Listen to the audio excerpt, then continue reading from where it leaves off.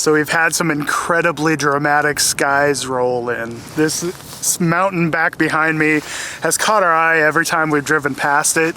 And so we decided to shoot in this area for tonight, and holy cow, look at these skies. I just love the amount of drama and texture, and the fact that we have light low on the horizon.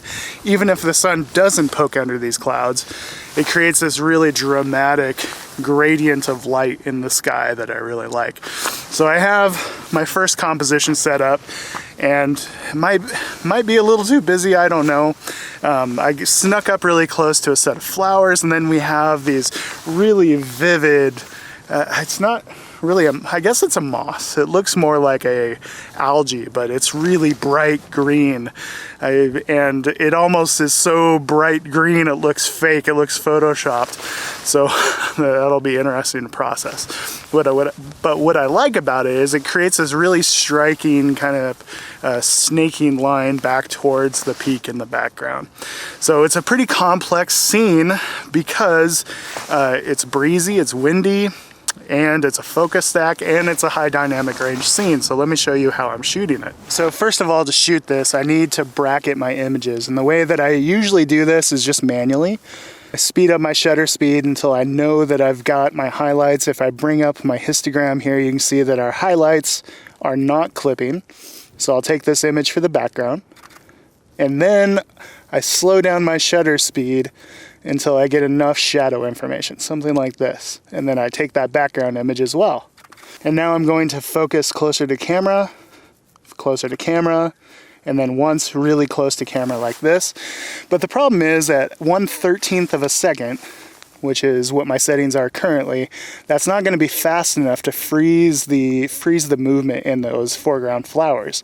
So I need to increase my ISO and then speed up my shutter speed, the same number of clicks that I went with my ISO, focus on those flowers, and take that image. A 1/125th of a second should get me a fast enough shutter speed to freeze those flowers. If we zoom in and look at them, we can confirm that we don't have any motion blur in there. Maybe let's take one more, speed up our shutter speed up to 1/250th, increase our ISO, take one more. And then I'll combine those using layers in Photoshop. Final result will look like this.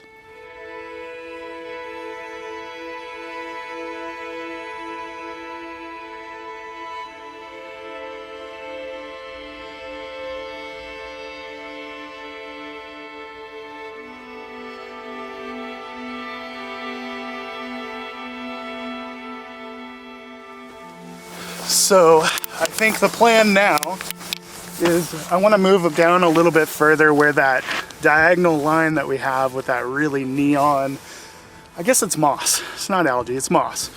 With that really neon moss, I want it to be coming in from a side. That way it feels a little bit less central to the composition, because I also want to do a panorama. I've shot a lot of panoramas on this trip actually, because we have some really nice light hitting those mountains in the background. We have really dramatic light coming in on the sides. So there's a lot of interest horizontally throughout the frame. So I want to find a horizontally oriented image. And we're going to go down this way to find it.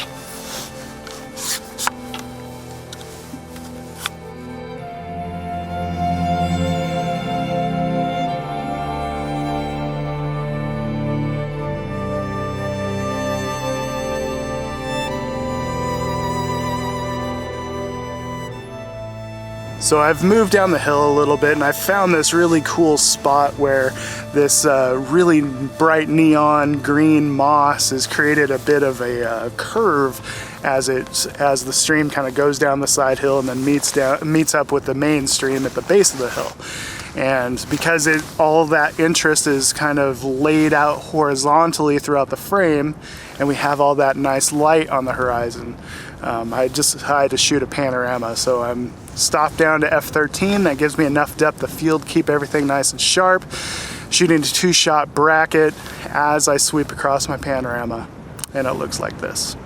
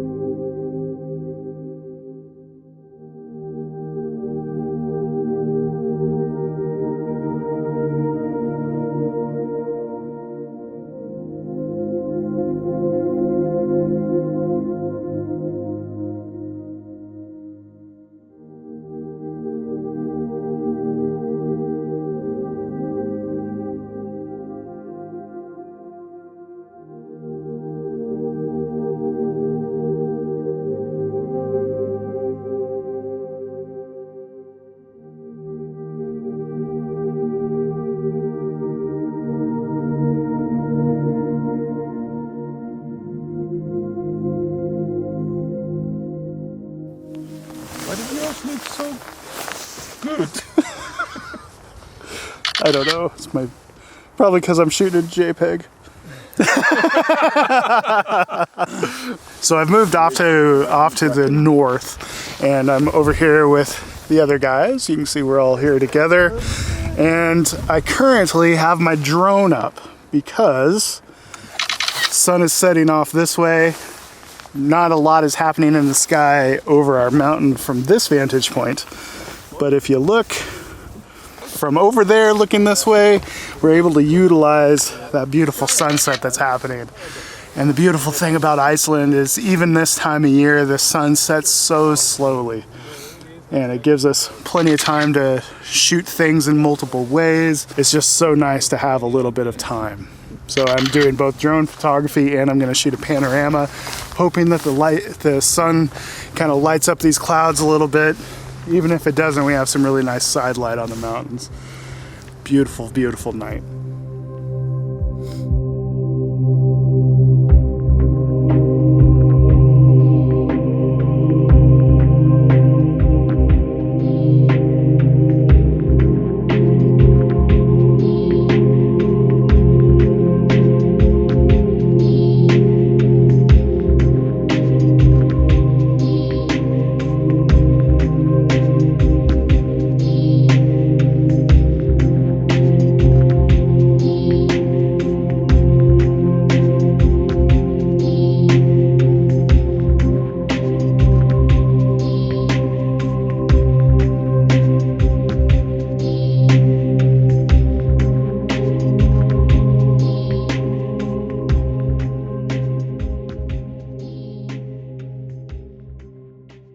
Still far away, I'm going to turn back because the wind's against us as well, so. Nervous. Yeah. A little bit nervous, a little bit nervous. You did import all your files, right? Or you're flying your SD card like... Today is the third day of our Iceland camping trip. Yesterday was not the most fruitful day. We went on this big, long, awesome drive through the highlands. The drive itself was fun, but the photography was kind of meh. We ended up just driving into a rain cloud. Didn't do a lot of photography, but it was a great day nonetheless. So today is the third day, and we've hiked all the way up on top of this mountain, and wait till you see this view. Holy cow. So the hike was a good one, especially for someone of my stature. And this is actually the first real hike I've done since I pulled a couple muscles. This is a couple months ago now, so this is the first real hike I've done in a while, and it was a good one. Our campsite is down kind of at the base of that big mountain, and we came all the way up from this valley below and greeted with this beautiful view. Absolutely stunning view. There's all kinds of basalt spires on this ridge that we're standing on. We're going to be kind of walking around this ridge, exploring it, seeing what compositions we can find, and I'm excited to get the drone up because the drone can get some places that I can't. So incredibly stunning.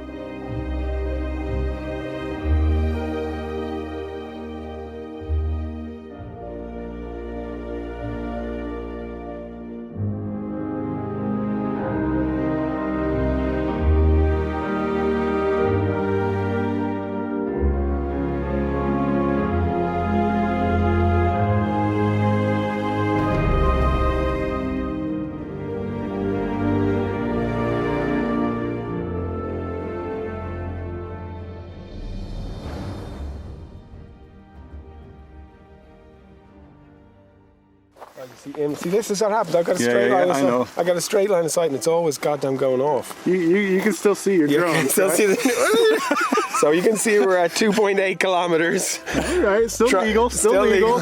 Still legal. The glacier is getting closer. I will say that. Yeah, I don't think that's 4 kilometers. There's no way. You need my jacket, motherfucker!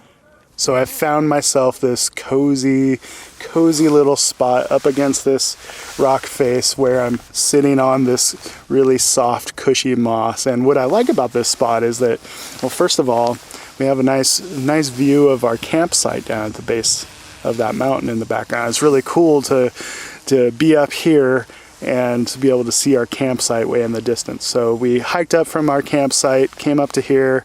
We're starting to get some nice partly cloudy skies, which means we're starting to get some dappled light.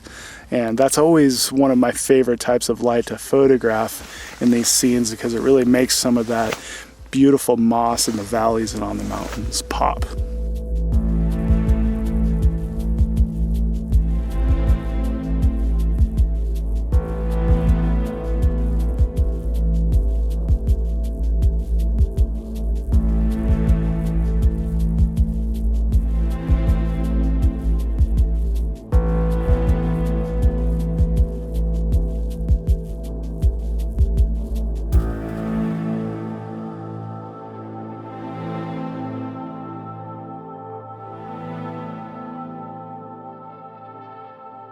So I've come down the slope a little bit and we've come across these really dramatic jagged spires. And I knew that these spires were up here because Mass Peter Iverson, a good friend of mine, has a good photo from up here and he was kind enough to point them out. So thank you, Mass. And if there's one thing that we have in common, it's that we both love really photo locations. So thank you, Mass. So I've come down this slope and I'm trying to find a nice stable place because this slope is incredibly slick because it's kind of a smooth bedrock with lots of loose pebbles on it and it's kind of steep. So it's just a slip and fall waiting to happen. And I'm trying really hard not to be the person to slip and fall because there's a lot of really sharp, jagged rocks up here as well. So I'm just trying to compose the image. Really like that, I don't know if you can see this, but we've got these spires here, but we've also got some spires in the distance there. And I like kind of the repeating theme of these sharp, jagged spires and then the beautiful peaks in the background. So I'm just kind of hanging out, seeing if the dappled light changes at all. Might try a couple things with the drone and pretty awesome.